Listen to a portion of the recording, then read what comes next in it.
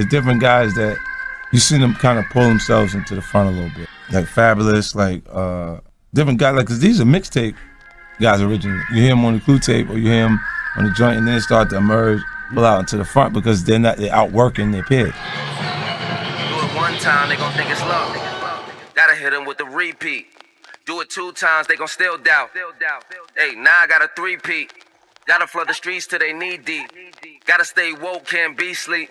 4 men are rapping over 50's own beats, taking shots directly at him over his instrumentals on Christmas. The team saves Fabolous for last. The champ is here! He approaches the microphone and delivers the most talked about verse of the entire session, a direct surgical shot at 50 that references Power, Daphne Joy, and Diddy in 4 bars. The internet goes crazy. His bars go viral. People that didn't already know immediately understand he still has it. And then the questions start. Not about the song, about the man who delivered it, because this is Fabolous, one of the most gifted lyricists Brooklyn has ever produced. A man who has been putting bars on record since he was a senior in high school. A man whose mixtapes redefined what New York rap could be in the 2000s. A man whose name should sit next to the all-time greats without debate.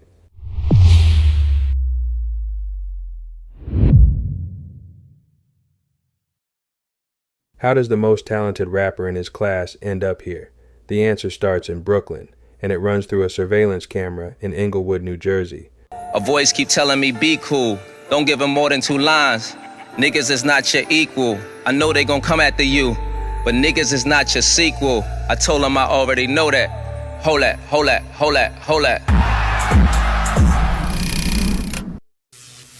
I just started spinning, and then it was just, maybe it just coming to me like, you know what I'm saying? I really ain't even had a rhyme that I spit down pat because I was like writing it on the call.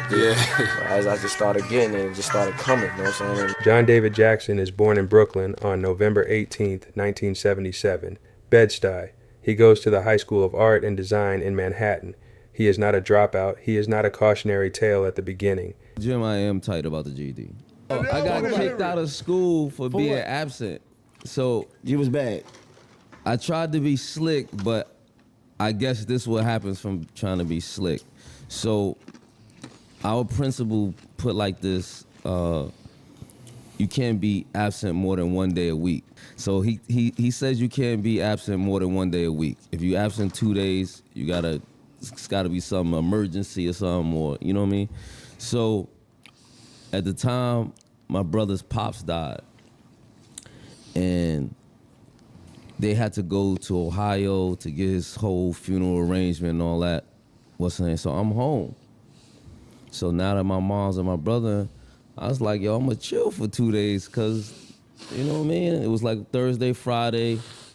I got we lost somebody in the family. I'm coming back with that excuse on Monday. So I come back to school Monday, and the teacher like, yo, you gotta go straight to the dean because you was absent 2 days in a row. I'm like, all right, bet. You know what I mean? I ain't thinking that. I'm thinking I'm gonna go there and be like, yeah, my pops passed, you know what I'm saying? So I go there, he like, yo, you was absent 2 times, we don't allow that. I'm like, yo, bro, my pops passed away, you know what I'm saying? He like, so you stayed out 2 days behind that? I'm like, yeah, nigga, my pops passed away. Did you just hear what I said? He said, yeah, but we got a 2-day policy.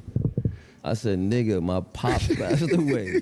What are you talking about? Fuck the policy. What are you talking about?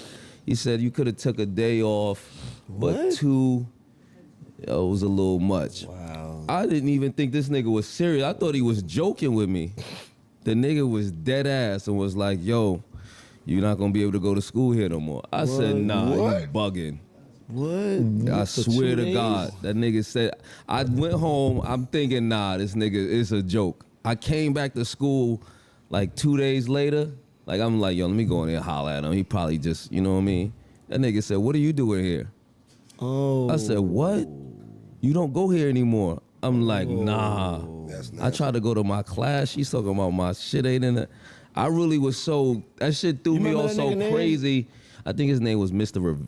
Rivera. Fuck you, Mr. Rivera. Where's Mr. Rivera at? Yeah, fuck you. Straight up. Spanish nigga, all gray hair. Yeah, we remember you. And that's fucked up because But I was like, yo, I didn't think I didn't even think somebody could tell you like how many days you get to grieve or like. teachers they and not principals. supposed- no, that was the only power they had in their They life. wouldn't do that right now in these times. Some of right them now. teachers and Right principals, now, you that's probably all can they miss a had. week. Yeah, 2 weeks. And They say let you it was from a take death. your time. Right. What's crazy is I should have went to my mom's, but I didn't go to my mom's because I felt like I did some slick shit about staying out. So I was trying to, and this is like and I got 3 classes, bro. Wow. I got 3 credits I need. A nigga kicked me out with needing 3 credits. So I didn't want to go to my mom's. I'm figuring, I'm in 12th grade. I can handle this shit. I'm going. That nigga just wasn't going. And then Your mom's after that, could it have was probably over. fought that. Yeah, my mom's would have raised hell. My mom's she's bout it with shit like that. She goes up to schools and I had one of them moms that go up to schools and go crazy. That was another reason why I didn't want to tell her either, because she would have went up there in 12th grade. Your mom's going up to your school going crazy. You know what I'm saying? That's why God made it happen for me. Damn, that's crazy. So my man can't be running around I used to with pray his for GED. times like this. That's to run right. like this. I had to. Yeah. Gotta put that nigga in a rap now. behind How that. you feel Yeah, about these- Mr. Rivera, how you feel fuck about him. these- I gotta find him, I gotta find know a that. picture. I gotta nigga put his was face foul. on the That cover. nigga boots might be smoked Mr. right now. Rivera, if you looking at That was this, foul. He might not even I be just wanna around no tell more. you- Somebody know where Mr. Rivera Nigga from said the you old gotta- boys you high. gotta- You got a day to grieve. no, Mr. Rivera, I just want to tell you, I want to look you in your eyes and I'm going to tell you right now that you are a fuckhead. He is a kid who can rap, and who knows it. In 1998, his senior year of high school, he goes to DJ Clue's radio show on Hot 97. He doesn't have a demo. He doesn't have a manager. He has a phone and a set of bars that he has been building since before anyone knew. Like, it's crazy. As you can see, I'm a little tipsy. Just a little something, you know what I mean? But I ain't off point, you know what I mean? Niggas don't try nothing, because I'm still on point, you know what I mean? But I'm just going there. I'm gonna go see what the vocals sound like. I'm a little shaky, you know, a little stuttery, but I'm gonna come with it. We was gonna go meet Clue up at Hot 97. But I thought that we was going to meet him like on a personal, like, just meet him. Maybe I rap for him. I come in the room and Clue was fumbling around with something and getting his records and stuff together. And he's like, yo, all right, just go in there.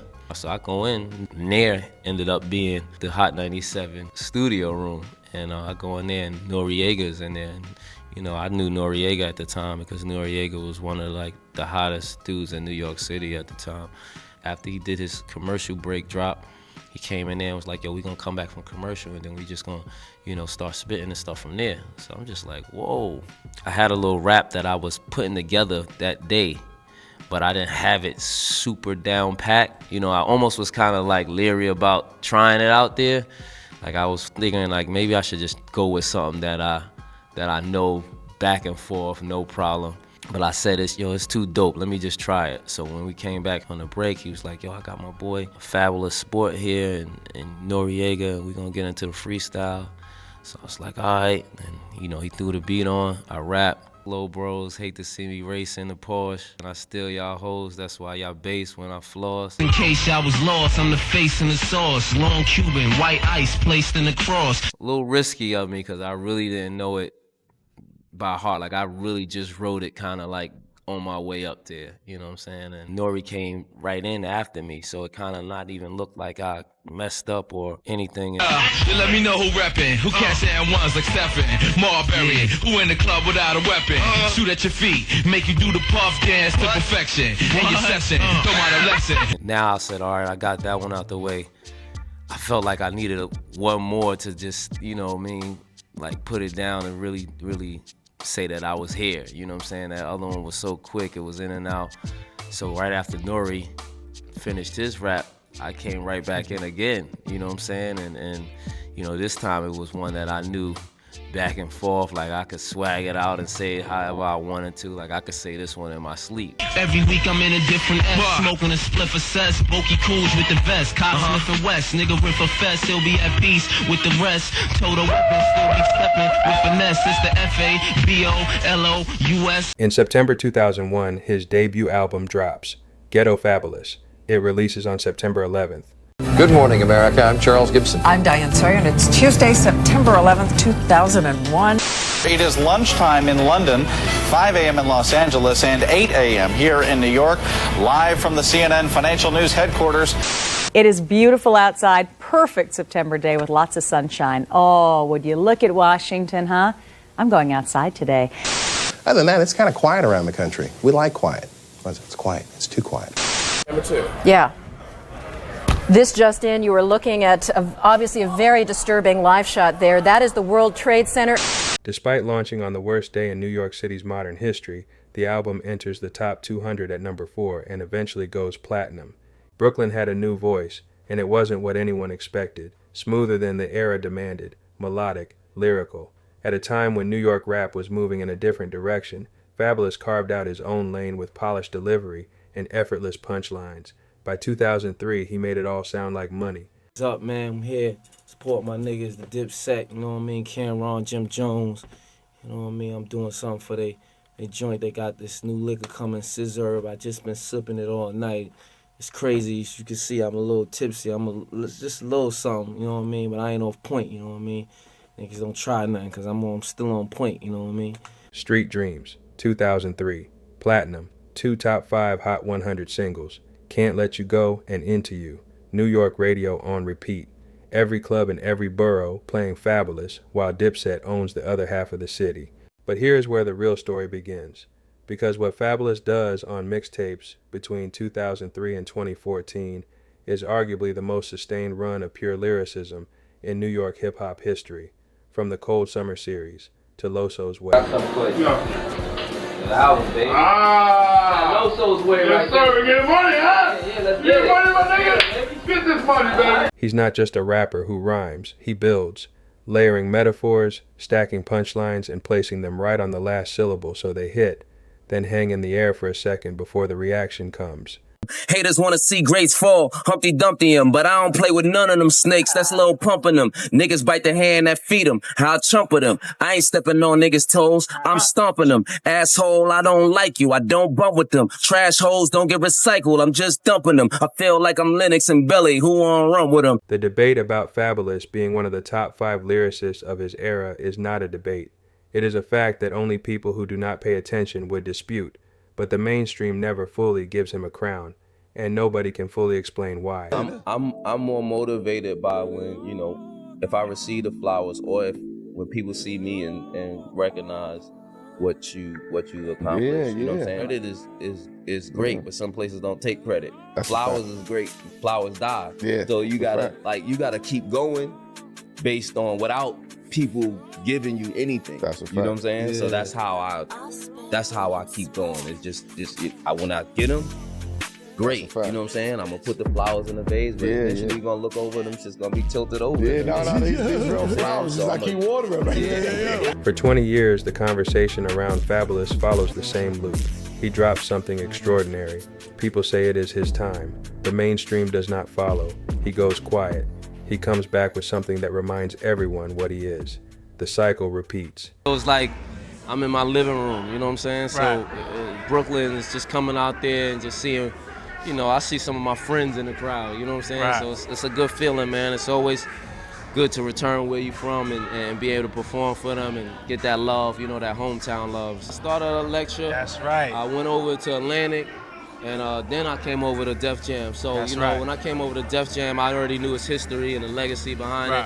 So, it was even though I kind of wasn't originally signed there, it still was a great moment for me because I knew what their history was. I knew, the guys that I started listening to hip hop from, the LL Cool J's and, Beastie Boys. Those guys are some of the first rappers I heard, and they were signed to this label. So I knew it was a big accomplishment for me, even just being there, what I mean? He signed to Def Jam in 2004. In 2007, his first album to hit #1 on the charts. He made Loso's Way in 2009. He survived the mixtape era. He survived streaming. For my man Loso, Fabolous 4K in the building. In case you ain't know, so.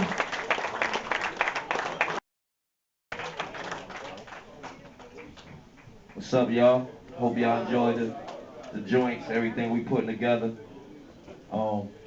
Sad, how we doing this, baby? Q&A.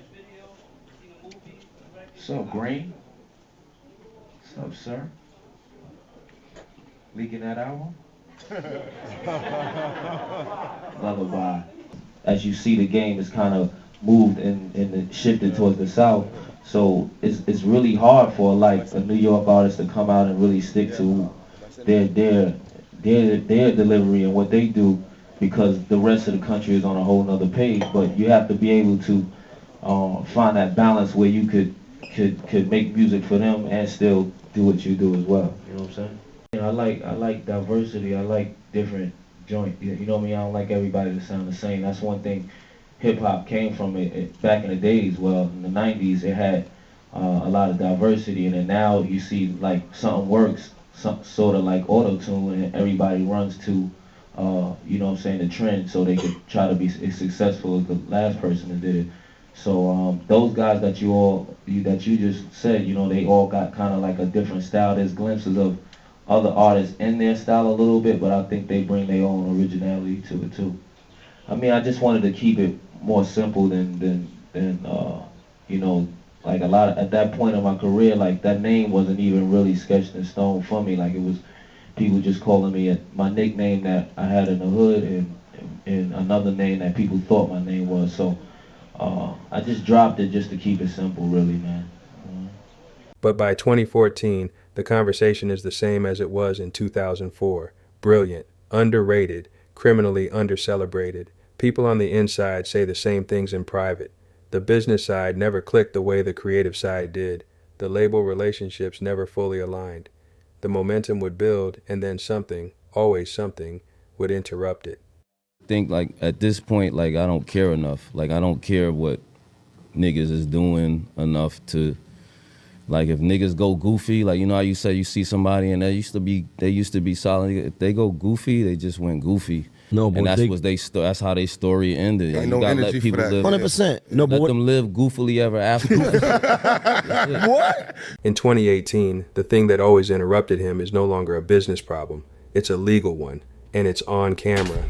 Fabolous was being surveilled, and then he wasn't. It wasn't like we did a big surveillance thing on him. We looked at a few things, and then that was it.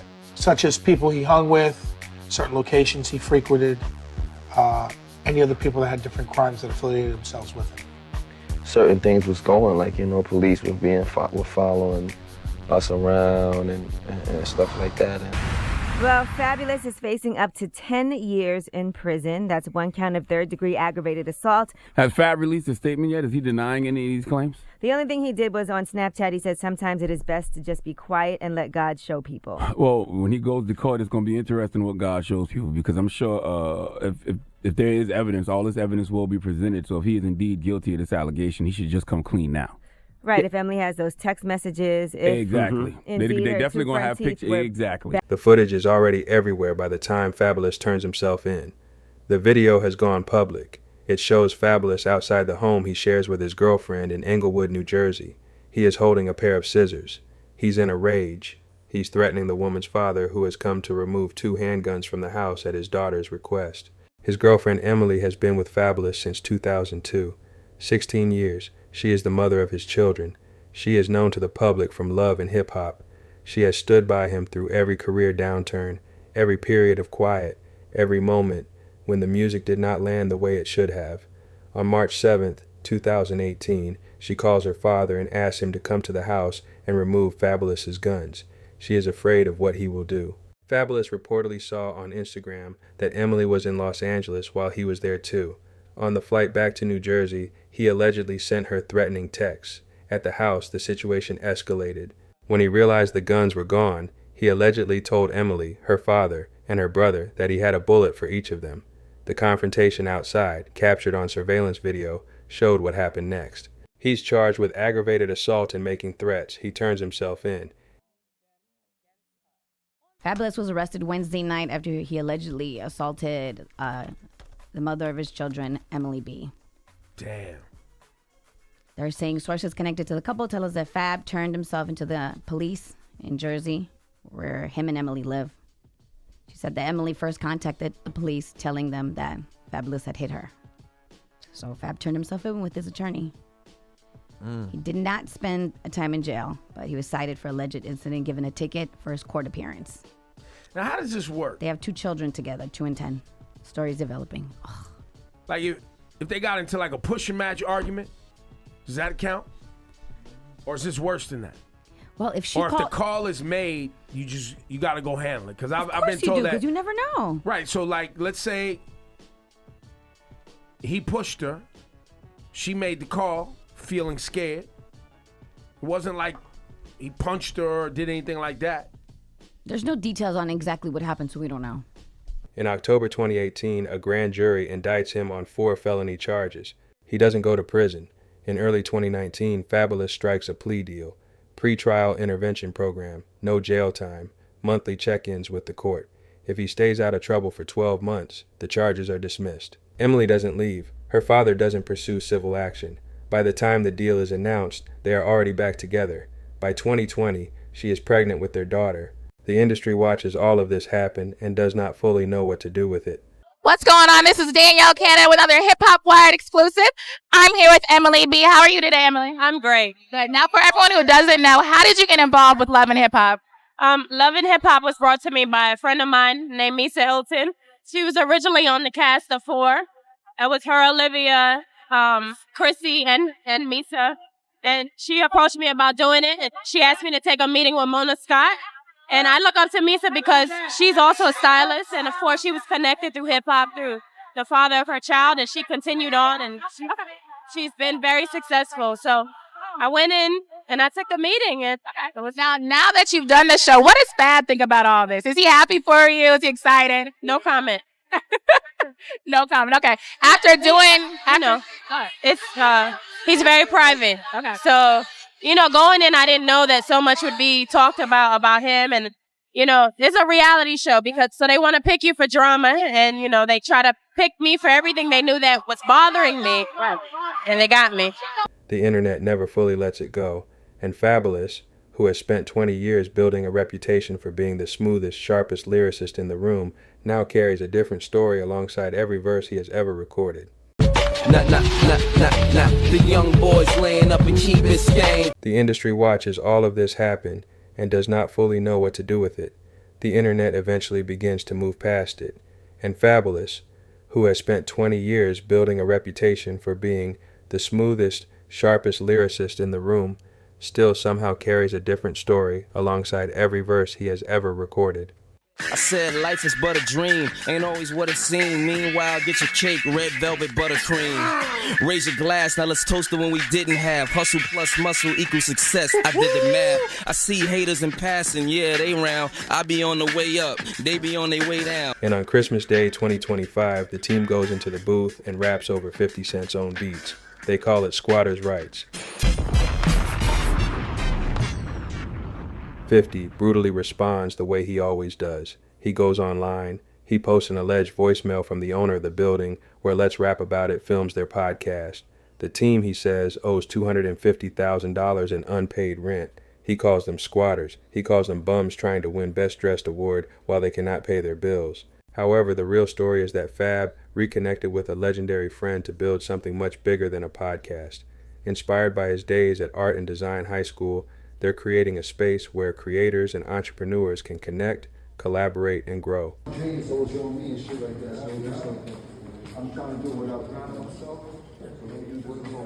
think so. That's one of the main reasons why, like, I'm not into podcasting, but seeing you, and I know that these outlets and these media outlets, whether it be social media, whether it be networks and things like that, when they do interview artists, they forget that we are real people, and they just go for certain shit, clickbaits, things that's gonna keep them hot, but they don't understand that we're normal people too at the same time, that we go through things, and the power of words sometimes in these interviews that they do paint us in the wrong light, and just like that, the masses could start feeling a different type of way about you and things like that quickly and things like that. So it was like watching these interviews and watching how some of these people neglect to be responsible as a journalist and things like that. I felt like I needed do my own version of artist to artist so people can see that. Yeah, so this is the reason I did that, man. Like, sometimes we get painted in the wrong light, and some people never come back from that. And it's crazy. Right. They got this new thing called cancel culture.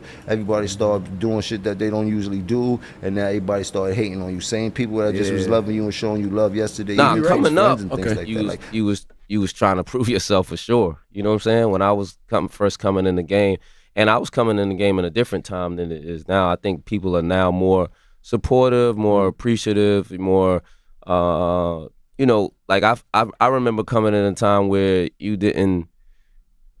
was a New York artist, but you didn't really speak to nobody. You was kind of about you and your crew only. And, you know, I remember being in elevators with Jay-Z and we didn't even speak because it was kind of like, it wasn't like we was on each other's competition level or anything, but it was just kind of like, you know, you got to do your thing until people recognize you more than you like, you know, you looking for people to recognize you. You know what I'm saying? And it was like... Not even a what's up, though? Especially the whole Brooklyn connection? We didn't really have that connection at first. I think we built a relationship, but I think that also, like I said, between artists and even just being from New York was, especially at that time, a little standoffish. The talent never left. Anyone who heard that Christmas freestyle knows it. The question of whether the legacy has a chapter left to write, that one remains open. Niggas can't move us, but nah, we not squatters. They mad cause we fly and niggas cannot swat us. The argument for Fabolous as one of the greatest lyricists of his era is not hard to make. The discography is there. The mixtapes are there. The hit records are there. The verses that people still quote from albums that are 20 years old are there. On some real, I just want that. Look, I've been down this road before, made it through with no detour. Where I'm from, we go to war. Not them tweets at Soldier Boy. Load up mine, you load up yours. What we need them soldiers for? Ride like I ain't rode before. What makes this story different from a simple rise and fall is what happens in between. He does not disappear after 2018. He does not check into anger management and come out with a redemption narrative. He does not address what happened in a public way that draws a clean line between who he was and who he became. That is the actual story. Not a villain, not a hero, a man who is extraordinarily gifted at one thing, deeply flawed in at least one documented way, and still standing, still rhyming, at 48 years old without a proper conclusion to his story. My 3-year-old told me we all make mistakes. That got me right back in my bag like I'm Jake the Snake. I always used to lick the bowl when moms would make the cakes. No running in the house while mama baked the cakes. The crown was always there. Whether he ever picks it up is a question only he can answer. But here is the question this story leaves open. Fabolous is arguably the most talented New York rapper of his era who never got the commercial recognition his skill demanded. The 2018 incident is documented. The plea deal is documented. Emily stayed and they are still together. Does the 2018 incident permanently seal the ceiling on his legacy? Or does a man's full catalog deserve to stand on its own terms? Get in the comments with your thoughts. If you like these type of videos, be sure to click like and subscribe. Also check out the next recommended OnPoint Stories video for more like this.